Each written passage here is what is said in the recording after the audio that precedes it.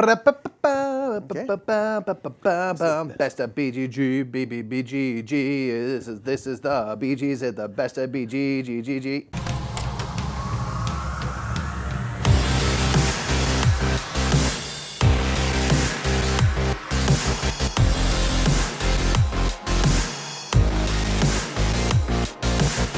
What's up, everybody? I'm Mike.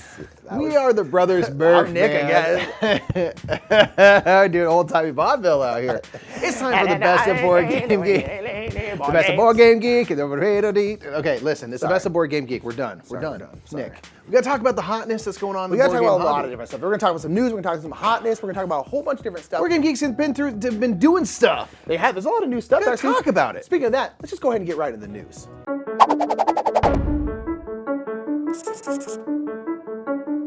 All right, so the big Board Game Geek news is, of course, oh snap, there's an app now for that. Ooh, Board Game Geek has an app for iOS. Android's coming down the road. But for iOS products, you can get Board Game Geek in app form that's super duper slick and awesome for phones, optimized for phones. They'd already kind of made the browser, if you were in Safari or whatever you use on your phone, kind of made Board Game Geek phone friendly, but now it's nice to have something like an app where it's all kind of laid out for you purposefully in app form, which makes it nice and easy to kind of scroll over things and check out the hotness, featured videos, the different newses and things right there at the top of the page, and all of the Board Game Geek goodness that you could hope to check out on a desktop, you can now do while you're walking down the street. And that is super duper exciting, something that a lot of people have wanted for a long time, us included, and now we have it, and so it's easier than ever to kind of search your favorite games, get a quick bit of information. It makes our life easier as we're making these very videos for you that we're doing right now.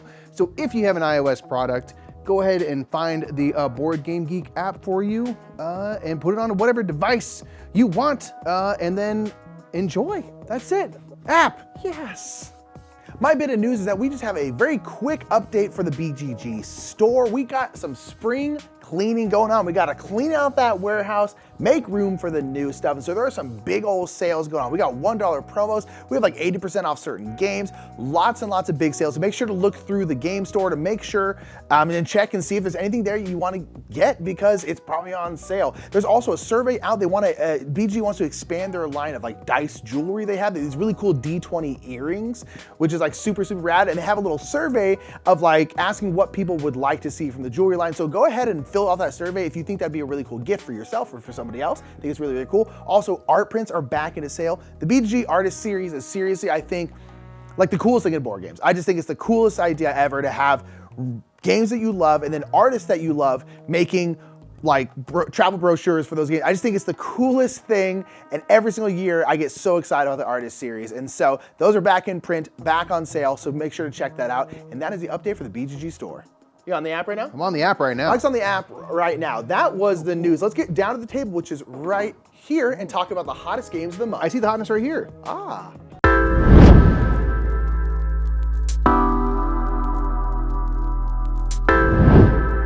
All right, so let's go ahead and talk about the hottest games of the month. Let's go ahead and start with number 10. Ooh. All right, I gotta put the app down. It's just so fun to use. Have we talked about it enough? It's so good. Okay, Nick, number 10 on the hotness is Cascadia. Yeah, you know, it sticks around. It pops in, pops out, pops in. It's always like 11, 12. Sometimes pops in, sometimes doesn't. This game is great. We talk about it all the time where it's one of the easiest games to get to the table. It just works. It works with basically everyone you play it with. You can use it as a gateway game because it's so simple. It just gets to the table. We showed it to our other siblings, and it's just so nice because you're paring down those landscape tiles with animal tokens. You're hoping to put those animals into different types of groups, whether it's by size, the layout of that group. But it's just very understandable and intuitive. Yes, you know, it makes the game infinitely playable. We love Cascadia. Take a pair, put stuff down. It's beautiful, puzzly, fun. Tiling is one of my favorite things. Cascadia rips, and it seems to resonate with a lot of people because it's still number 10. Yeah, it's still there. That's number 10. Let's get number 9. Number 9 is a game called Darkest Dune. This is a game I know a lot about because I just had to do a very large rules video for it for BGG. So watch on BGG. You can watch a rules video right featuring here. this butt right here. Yeah. Doing that. So Darkest Doom, Mikey, is kind of like a big fantasy RPG game. It looks super cool. The production's crazy. production value is nuts. It's pretty darn cool. But set in like 16th century Europe is kind of what it's themed after. But everything's like these kind of really cool anthropomorphized animals. And it's really kind of like Gothic-y looking stuff. And you're going against the darkness. And this is a game that's like really, really big. Like tons of different stuff to do in terms of like, there's like literally 4 ways you can win, and 1 way everyone can lose. So you can all be doing like different stuff. It's a competitive game. And so you're like going on quests, increasing all your stats. You're like battling each other while battling like the darkness enemies and stuff like that. It's a humongous game. If you watch the rules video, you see it's very, very long. It's humongous. It's a big one. So it's a big game, but it's on I think Kickstarter right now. And so so people are looking at it, people are talking about it and stuff like that. But that's Darkest Doom, which is number 9. So check out that rules video if you want to learn more. All right, number 8 is following in a line of I want to try this. theming and stuff that I really enjoy. It's kind of like animal, cottage core, comfy gaming. Comfy stuff. Comfy game. This is Creature Comforts. Literally called Comforts. This is a game where you are kind of preparing for the long winter. Yeah. And you know, animals, they store nuts and things like this. But here it's like you got to make your den as comfortable and cozy as possible so you can ride out the winter months in style. So you are sending out your family members out to different spots to gain supplies. You're hoping to gather the right supplies and stuff to be able to basically collect cards and things like, you know, you can make preserves and stuff, or you can get some new furniture and make your den really cool. They're all gonna be worth those kind of like comfort points. Yeah. And the art style is awesome. It just like looks pretty, looks fun. That kind of cozy game, it just makes you feel nice. Like, I'm always gonna be down to play that. There's, you know, some games where I'm not as keen because it's just like gonna be too hard, but I'm like, this seems like a game where it's right in that line of like, I'm gonna have fun doing that. So I really want to try this one. It also is gorgeous. I mean, it's absolutely gorgeous. It's so nice. It really is. Yeah, it so seems it's cool. been talked about a lot lately. Yeah, and that's why it's number 8. It's number 8. It seems cool. Really want to try it. Let's get number 7. Number 7 is a staple at this point, although its sibling is not here. I know. Because number 7 is Dune Imperium. Lost Ruins of Arnok and Dune Imperium are usually right next to the hot list. Well, Lost Ruins is like not far down the number list, 11, but didn't quite make it this month. But Dune Imperium's still right in the middle there. You know, it's Dune Imperium. We literally talked about it. How many months now in a row? I mean, so many 6, months. 7 months in a row. Dune Imperium. People still love the game. It's a worker placement deck building game where the cards you're playing will take like show you where your workers can go. And you're doing a bunch of Dune stuff, building a military and having conflicts. You're trying to gain spice and spend your resources like water and build alliances with the Fremen and the different factions of folks. It's honestly, it's like, again, I get why it blends a lot of mechanisms in a cool way. Yeah, people, and then it had an expansion, also had the movie finally come out. Yeah. So all of these things kind of just kept it in, and people just absolutely just won 6 Academy Awards. That's good for the, you know, not the game didn't win those Academy Awards, but the movie. But nonetheless, it's like, it's always staying in people's mind, and people love it. People adore it. They absolutely adore it. And so that's number 7, Dune Imperium. Will still probably be here next month. Yeah. Let's get number 6. So number 6 is a game that we have and played a long time ago, and that is Long Shot the Dice game. Now the reason it's on the hotness is because it's finally hitting people's hands. Yeah, it's been delivered to I think most everybody by this point. Because we played it a couple times on stream, and a lot of people, a lot of people who watch us ended up backing the game because they thought it was really cool. Spoiler: we really liked the game, and so now a lot of people be like, "Oh, I just got Long Shot. I just got Long Shot." When we're live streaming, we're like, oh, "Okay, cool." It's a game where you're betting on a horse race, and you can in some ways you can manipulate the outcome of the race a little bit. By just making it more likely that your horses that you want to move. But it's this game where you're betting on the horse race. You're not the horses themselves. You're not the jockeys riding them and stuff. You're sitting there trying to place bets on who you think is going to win. Yeah. You can purchase a horse, and so if that horse makes the podium, you know, first, second, or third, they will win money. There's the horses have different powers and stuff, but it's a very simple. You roll the dice, a certain horse is going to activate, then everyone makes use of like one action essentially on their player board, whether that's place a bet, go to the concessions, which is sort of a rows and columns for bonuses thing. Yeah. Simple game, but we always like it because it feels very much like this horse race. We get into the, oh my gosh, this one horse was way in the lead. I started betting money, and then now they're not going anywhere. This other horse is like surging to the front. It really does. You know? And 2 players up, it goes up to 2 to 8. So it's actually, I think 1 to 8. And so like, but at any player count, it's like, it really feels like a horse race. We're like, horse number 8 is like blitzing out the door, and then it just stops. It just, I don't know, it gets a cramp or something, and number 3 starts going up, and it's like, and it's so fun because you're just rolling the die, and that's what horse moves, and I really, really love this game. This is a game where we played it. Chris Handy, who made the game, hit us up, and we're like, yeah, sure, we'll play it, and we were kind of like, all right, we'll see how it is, and we both absolutely adored it. So Long Shot the Dice game, check it out. We really like it a lot. It's fun, but now it's hitting people's hands, so people are talking about it, and it's a good time. It's a good time. Like a lot. That's Long Shot the Dice game number 6. Number 5 is a scary game. It's Nightmare Cathedral. Indeed. This is a game that is on GameFound right now. It's crowdfunding, and it's all based on, I'm going to mess up the first name, I think it's Czeslaw Beksiński. I know the last name, Who made all this art that was just super unnerving. It's meant to make you feel uncomfortable. It's meant to make you feel uncomfortable. And it like works. the depictions of architecture and stuff But it's that just don't look right. Yeah. And so Board and Dice has made a game that's based around, kind of inspired by that world of the art. And uses the art. Uses the art.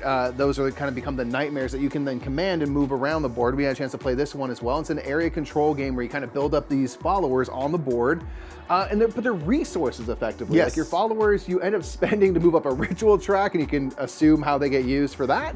And then you get them built out, and you have these forts and stuff, these kind of areas of power. And then when the nightmares arrive, you hope to like devour your own people, because if you've done the most devouring of your people, you get the most points. Yeah, you get most points. It's kind of like, it's kind of wild, but it's got this kind of like halfway through the game, the nightmares come out. So the first half, you're kind of setting up for it, building up. And then there's different nightmares, and depending on what nightmares are out, the game kind of changes. So some nightmares are like more conflict heavy, some are like make the game a little bit quicker. It just kind of depends on the, and it's suggested in the rulebook, like, hey, if you want this kind of game, play these pairing nightmares. But I actually really liked it. The kind of like creepy art is not really my thing, but like the game itself, we've played it 2-player and it works good as like an area control game. I actually really like the card play, super interesting. It's cool, and again, it is like, it's unnerving, the art, but that's the whole point, right? So it's really cool. Beksiński's art is awesome. And yeah, Nightmare Cathedral is awesome, and it's on GameFound right now, so yeah. Keep it out, and people are into it. Number 5 on the hotness. Let's get number 4. Number 4 is a game that's also now finally hitting people's hands, and that is Return to Dark Tower. This one has been kind of up in the top 5 of the hotness here for about a whole month or so. Yeah. And this is a game based off of this by Restoration Games, where they restore old games and bring them back. So they brought back Dark Tower, hence the Return to Dark Tower. But the new tower is like nuts. It does all. It's an app-driven game, and the app communicates with the tower, and the tower, the inside of it turns and like spits skulls out at you. It's this big cooperative game with all this story stuff, and it is. We've played it before, and I really like it. It's just so cool the way that the story can change. You know, a quest will pop up, or a character go there and do it. Yeah, that kind of helps you out, and then just anytime that it says like the tower's going to do some stuff, and you just see it light up, and you immediately like, oh no. It's never good for you. Yeah. It's never like the land got better. Because at the end of every turn, you have to drop corruption, which are these skulls, into the tower, but they might. But it's like it's a big cube tower. Yeah. So they may fall out immediately, or they might go behind a door, but then that thing turns, also they pour out an open door, and it's just every time the tower moves, everyone's like, because it's very fun. It's very fun to have exciting. those epic moments of like a bunch of stuff happens at once, you know, and you have to kind of mitigate that problem. It's just a good time. Yeah. So yeah, it's hitting people's hands, so people are playing it. People seem to really be enjoying it. We like it a lot. Yeah, Return to Dark Tower it's just one of those, you're like, wow, this is insane. This is nuts. It's number 4. Let's go and get number 3. Number 3's been around for a minute, and it's going to continue to do so. It is Ark Nova. It's probably going to be here for a minute. People are really enjoying this game. Yes. We now have both played it, and we have it, and we really enjoy it. I think right there, if I'm pointing correctly. Oh yeah, you are. Good job. So this is a game that you are running a zoo, and you're using cards and stuff to. I don't know if they got permission to use his likeness as much as they did. You know, the entire board's just Matt Damon's face. Matt Damon's face, and then there's different enclosures and stuff. Good joke. So you need to build up enclosure on Matt Damon's face. You need to play animals onto Matt Damon's face. And do a bunch of stuff. You can build kind of relationships with partner zoos. Like Ben Affleck and stuff. I was like, where's it going? This joke is going nowhere. But it's a really fun game that uses, I love the action selection system of this game, the way that you can kind of use an action whenever, but if you kind of let it go a few turns before you use it, it will become a stronger and stronger version of that action. You can kind of do more on a turn. So there's this kind of like sequencing of actions that I think is really satisfying in this one as you build up the enclosures, play these animal cards, these sponsor cards, which will change your game state in a lot of different ways, focusing on conservation efforts, kind of once you've built so things good. up. It's got a lot going for it. Arc Nova lived up to the hype for us. At least for us, yeah. And so we understand why other people are digging it and why it's part of the I mean, I think hotness. it's like 56 on the overall ranking, top 100. it's I mean, it's probably even more. So that was a couple days ago. Having the It's celebrity nuts. tie-in helps. with People that. love it. It's really good. It's really good. It's really great. It's number 3, y'all. Number 3. Get number 2. Number 2 is a game I didn't really know much about until we were kind of researching it for this list. It's a game called Encyclopedia, and man, this looks cool. It looks really neat. It's about kind of the predecessors to Darwin in trying to create the first encyclopedia of the natural world. Yeah. And so in this, Which is a cool theme. Like, that's just a cool theme. Yeah, and you're all contributing to the same encyclopedia, but of course, like, you want to be the one that's contributed the most. I want my name on the front. You want to have the most publishings and things like that. So you are kind of deciding animals that you want to study, go on expeditions, kind of build up for an expedition, go on an expedition to then hopefully capture, watch those animals in nature and record your observations and things. And then ultimately get published and stuff. So it's got a really good art. It's got that kind of old school style art. Really pretty. But yeah, you know what I mean? Like where it's not, it doesn't feel dated. It feels purposeful the way it looks. For us, it really caught our eye. Yeah. We're like, ooh, this looks really neat. And I like the whole the theming of it's really interesting. It seems really cool. I really want to look really heavy into this game because it looks very, very cool. Absolutely. Yeah, Encyclopedia looks rad. And so it's number 2. People are talking about it. And yeah, I really want to try it. Yeah, really want to try looks it. really, really interesting. Got a mix of dice placement and stuff like that. It's going to be a lot of things that we typically like in a game. So we shall see when we know more. But that is number 2 right now. Really jumped up out of kind of nowhere. Yeah. And it's been sitting there on the hotness for a minute now. That's right. Let's get number 1.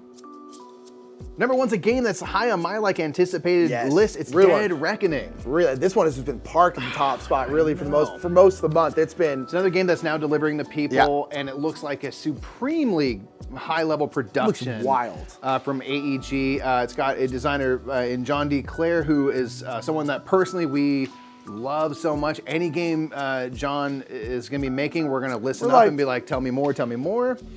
It's got great Ian O'Toole art and stuff. Looks very interesting. It's been like 3D ship too. Yeah, it's got which is card like you drop crafting. cubes in for the combat. It's got the card crafting that John D. Clair had introduced in Mystic Vale. It's been working on in a few other games since, which is a really interesting idea for games. Is the way you can kind of modify cards. It's really interesting. So this is one that like the theme, swashbuckling, piratey stuff. The look is really cool. The production is super nice. Of course, being a crowdfunded thing, there's like deluxeified stuff everywhere. And then with a designer who we really love so much. Who just hits it out of the park all the time, And it seems like other people are really digging on it now that they're getting this game in front of them because it has a lot of wow factors seemingly. Yeah, to say the least. Yeah, so that's number 1, Dead Reckoning. Again, it's been near the top of the hotness.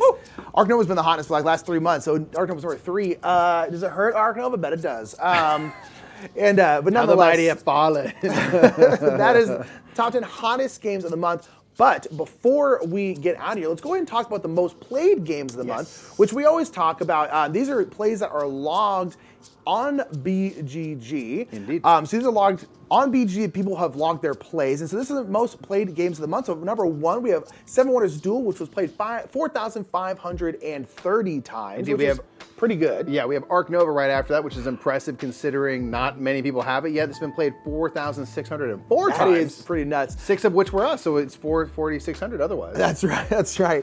Lost Ruins of Arnok was played 4,961 times, and that is on BGA, which definitely pumps up those numbers. Indeed, Terraforming Mars, always a candidate, always always on being there. played. It's at 5,434. Yeah. Not bad, not bad. The Crew Mission Deep Sea had 5,607 plays. Again, easy to play. You get a lot of plays in a row. Trick taking goes quick. Cascadia, wow, that's a lot. Still on the hotness, 6,703.